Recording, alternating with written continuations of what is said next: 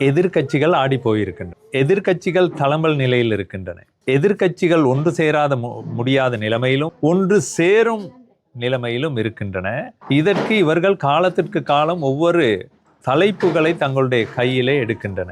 எடுக்கும் எந்த ஒரு தலைப்பும் எதிர்க்கட்சிக்கு பிரயோசனமாக போவதில்லை என்பது அவர்களுக்கு தெரியும்.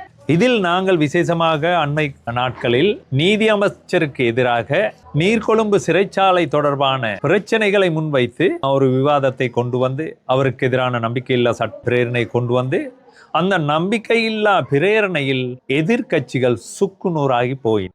கடந்த காலங்களிலே சஜித் பிரேமதாசா தன்னுடைய அரசியல் மேடைகளிலே ரணில் விக்ரமசிங்கவை மிகவும் கடுமையாக விமர்சித்திருந்தார். குறிப்பாக மத்திய வங்கி பிணைமுறை தொடர்பாக இவர்களுடன் எந்த காலத்திலேயும் நான் கூட்டு வைக்க போவதில்லை என்று கூறியிருந்தார். உண்மையிலே வேடிக்கையாக இருக்கின்றது. இவர்கள் நினைக்கின்றார்கள் மக்கள் ஏதோ பேசாமடந்துகள் அல்லது அறிவிலிகள் புத்தியற்றவர்கள் என்று நினைக்கின்றார்கள், ஞாபகம் மறதி உள்ளவர்கள் என்று நினைக்கின்றார்கள். ஆனால் மக்கள் அனைத்தையும் ஞாபகத்தில் வைத்திருக்கின்றார்கள். இவர்களுடைய பித்தலாட்டம் நிச்சயமாக மக்களிடம் எடுபட போவதில்லை.